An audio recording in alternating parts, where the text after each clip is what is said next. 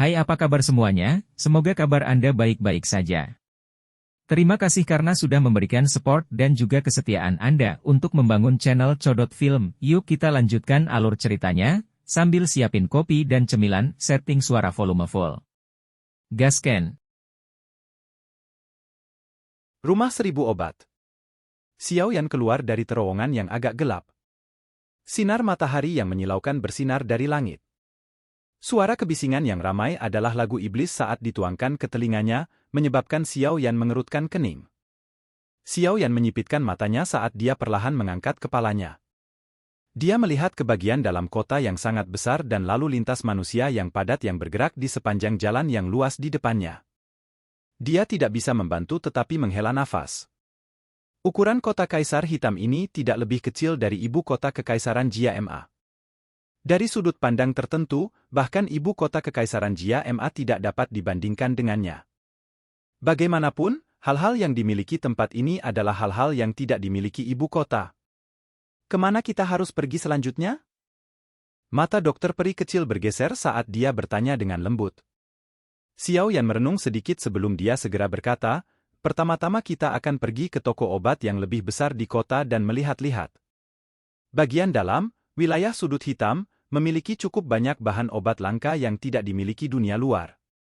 Jika kita cukup beruntung, kita mungkin bisa mendapatkan beberapa bahan obat yang kita butuhkan. Selain itu, kita harus menanyakan informasi yang berkaitan dengan air liur transformasi tubuh bodhisattva. Hal itu, bahkan saya tidak memiliki pengetahuan yang cukup tentang hal itu. Oleh karena itu, kami hanya bisa pergi dan bertanya. Ayah. Dokter peri kecil mengangguk sedikit dan tidak menyuarakan keberatan. Itu benar, kamu bisa menyerang saat kita bertemu orang seperti itu lagi. Situasi seperti ini sangat umum terjadi di wilayah sudut hitam. Tidak ada yang akan menyalahkanmu. Xiao Yan perlahan berjalan menuju jalan yang luas seperti yang dijelaskan secara acak. Dokter peri kecil sedikit terkejut. Senyuman yang mengharukan segera muncul di wajah dokter peri kecil. Dia menganggukkan kepalanya, menarik tangan Ziyan dan segera mengikutinya. Mereka bertiga perlahan berjalan melewati interior kota Kaisar Hitam yang sangat besar ini. Setelah penampilan pribadi ini, mereka akhirnya mengerti dengan jelas berapa banyak orang yang datang ke kota Kaisar Hitam untuk lelang skala besar ini. Kutukan dan jeritan berulang kali dikirim ke telinga mereka dari jalan. Banyak toko besar berdiri rapi di kedua sisi jalan. Tanpa terkecuali, toko-toko ini dipenuhi orang yang datang dan pergi. Lelang besar ini telah membawa lalu lintas dan keuntungan manusia ke kota Kaisar Hitam dalam jumlah besar. 3 kelompok pria Xiao Yan perlahan berjalan di jalan. Pandangan mereka berulang kali menyapu toko-toko di kedua sisi jalan. Mereka telah melihat cukup banyak toko obat di sepanjang jalan dan memasuki mereka untuk melihat dan bertanya. Namun, ukuran toko obat ini tidak terlalu besar. Oleh karena itu, mereka tidak menemukan bahan obat yang dibutuhkan Xiao Yan. Meskipun Xiao Yan tidak mendapatkan apapun, dia tidak menjadi cemas. Bahan obat yang dia butuhkan adalah barang yang sangat langka. Meskipun wilayah sudut hitam ini memiliki koleksi yang kaya, secara alami tidak mungkin baginya untuk mengumpulkan semuanya dalam waktu singkat. Kelompok Xiao Yan melewati 2 jalan di sepanjang jalan sebelum langkah kaki mereka akhirnya berhenti di depan toko obat seperti penthouse yang sangat besar. Toko obat itu bernama Rumah Seribu Obat. Ukurannya sangat besar dan dapat dianggap sebagai toko terbesar yang pernah dilihat kelompok Xiao Yan sejak mereka memasuki kota. Terlebih lagi, toko ini tampaknya memiliki reputasi yang cukup baik di dalam kota Kaisar Hitam. Oleh karena itu, lalu lintas manusia yang datang ke dan dari pintu masuk besar tampak padat. Kutukan berisik berulang kali ditularkan. Xiao Yan berdiri di luar, Rumah Seribu Obat. Dia ragu-ragu sejenak sebelum memimpin dokter peri kecil dan Ziyan untuk masuk ke aliran manusia. Douqi yang kuat di dalam tubuhnya memancarkan kekuatan yang tampaknya diam-diam menyingkirkan orang-orang yang menghalangi jalannya dengan lembut seolah-olah dia membelah aliran sungai. Setelah itu, mereka bertiga melangkah ke toko Seribu Obat ini. Kutukan berisik sangat berkurang setelah mereka memasuki Rumah Seribu Obat.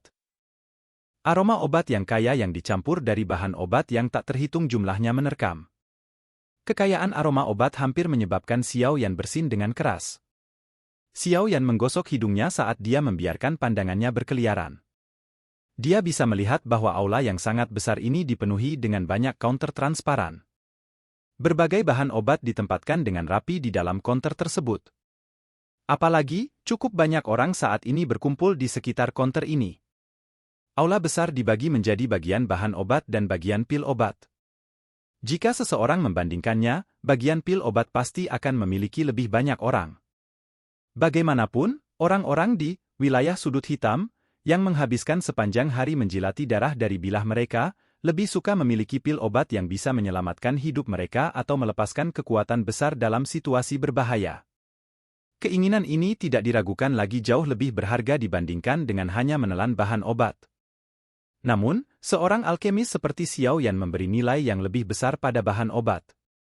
Bagaimanapun, selama bahan obat ada di tangannya, dia secara alami akan bisa memperbaiki bahan obat.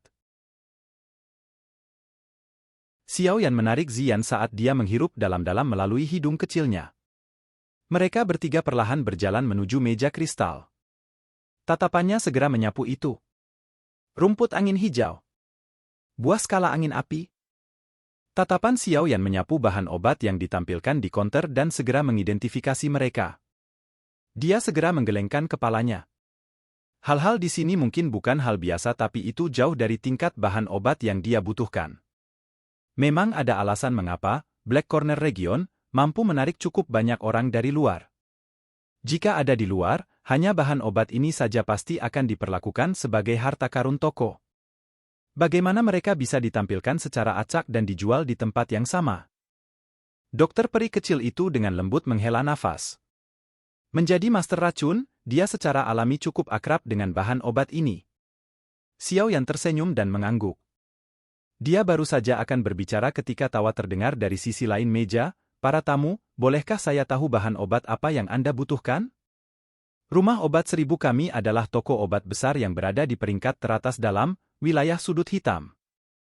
Saya pikir tempat ini harus memiliki barang-barang yang ingin Anda beli. Xiao Yan mengangkat kepalanya dan menatap seorang pria tua yang muncul di belakang meja kasir. Dari penampilan pakaian pihak lain, terlihat jelas bahwa dia pasti seseorang dari toko obat. Xiao Yan tidak mengatakan omong kosong. Dia mengeluarkan selembar kertas putih dari cincin penyimpanannya. Beberapa bahan obat penting untuk memperbaiki pil tulang darah jiwa surga tertulis di atasnya. Orang tua itu menerima kertas putih dengan kedua tangannya.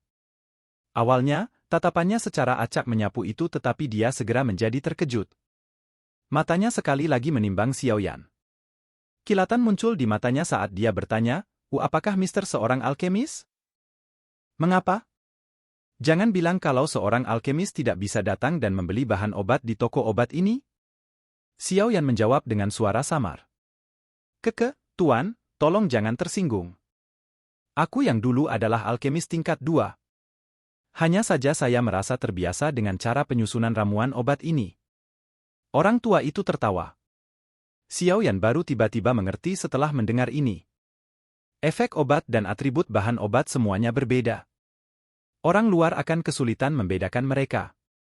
Namun, dengan keterampilan alkemis Xiao Yan saat ini, dia secara alami menempatkan bahan obat dengan efek obat yang serupa bersama-sama seperti sifat kedua ketika dia menulis daftar bahan ini. Tidak disangka bahwa lelaki tua ini benar-benar menemukannya dengan cermat. Saya bisa dianggap salah satunya. Apakah Anda memiliki bahan obat ini? Total ada 8 ramuan obat di sini. Rumah 1000 obat, kita memang memiliki 5 yang pertama. Namun, harganya sedikit mahal. Kemungkinan mereka akan membutuhkan total 2 juta koin emas atau lebih, namun, 3 yang terakhir, 1000 ginseng spiritual, rumput lembah spiritual iblis, dan buah tulang giok, terlalu sulit untuk ditemukan. Orang tua itu tertawa. Xiao Yan sedikit menghela nafas lega saat mendengarnya, tapi dia juga sedikit kecewa. 5 bahan obat pertama mungkin langka, tetapi sebenarnya tidak terlalu sulit untuk ditemukan. Yang paling sulit adalah 3 yang terakhir. Tidak disangka bahkan tempat ini tidak memiliki mereka. Kalau begitu, bantu aku membawa 5 bahan obat pertama. Saya akan memikirkan metode lain untuk mencari 3 yang terakhir. Xiao Yan menggelengkan kepalanya. Dia menghitung koin emas yang disimpan di dalam kartu kristal di cincin penyimpanannya. Setelah menggunakan sebagian besar uang yang diperoleh dari lelang pil obat yang gerbang Xiao pegang saat itu, Xiao Yan memiliki sekitar 4 juta koin emas. Saat ini, cukup untuk membeli bahan jamu. Tuan, apakah Anda benar-benar membutuhkan ketiga bahan obat ini? Orang tua itu mengangguk sambil tersenyum saat dia memerintahkan seorang pelayan wanita untuk mengambil bahan obat. Setelah itu, dia menoleh ke Xiao Yan dan mengajukan pertanyaan. Anda punya solusi? Xiao Yan mengangkat alisnya saat mendengar ini. Suranya gak terkejut. Saya hanya mengatakan bahwa ketiga ramuan obat ini sangat langka, tetapi saya tidak mengatakan rumah 1000 obat kita tidak memilikinya. Namun, ramuan obat langka dengan tingkat seperti itu biasanya tidak akan dibawa keluar untuk dijual. Orang tua itu tertawa. Karena kamu sudah membuka mulutmu, aku tidak berpikir itu hanya untuk memberitahuku ini, bukan? Xiao Yan dengan lembut mengusap cincin penyimpanannya saat dia menjawab dengan suara tenang. Tuan benar-benar orang yang terus terang. Aku akan memberitahumu ini secara langsung. Jika ingin mendapatkan ketiga ramuan jamu tersebut, kamu harus lanjut ke lantai 2 rumah obat 1000 ini. Nilai bahan obat di sana lebih mahal daripada yang ada di lantai 1. Namun, Anda tidak dapat menggunakan koin emas untuk membeli bahan obat di tempat itu. Sebagai gantinya, Anda harus memperbaiki pil obat yang memiliki nilai yang sama dengan bahan obat ini sesuai kebutuhan. Hanya dengan begitu kamu dapat mengambil ramuannya. Orang tua itu dengan lembut tertawa, dengan kata lain, hanya seorang alkemis yang memiliki kualifikasi untuk masuk. Oh? Xiao Yan merasa agak terkejut saat mendengar aturan aneh seperti itu. Namun, dia segera sampai pada pemahaman yang tiba-tiba. Ketika nilai barang mencapai tingkat tertentu, sulit menggunakan koin emas untuk mengukur nilainya. Pada saat seperti itu, seseorang harus mengambil sesuatu yang memiliki nilai yang sama untuk menukarnya. Apa yang kamu katakan?